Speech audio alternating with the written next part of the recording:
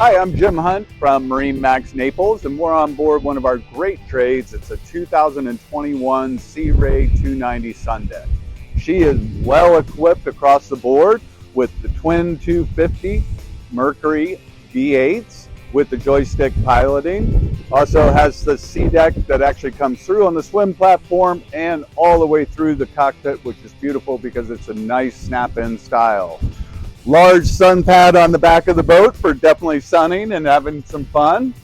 And then as you come forward, you can see that the boat is equipped nicely. Over here, you do have the cockpit refrigerator. You do have a built-in sink and also a storage area as well right underneath here. She also has the white sports tower bimini with actually the bigger speakers up on either side, which are great, giving a good sound all the way through the boat. She has the light gray interior, which actually blends well with the white on black exterior of the boat.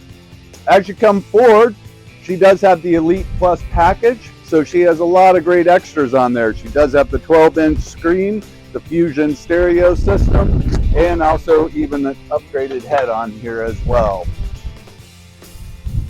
What I enjoy about the boat is that it is spacious, it's large, it can fit the whole family and more, all your friends.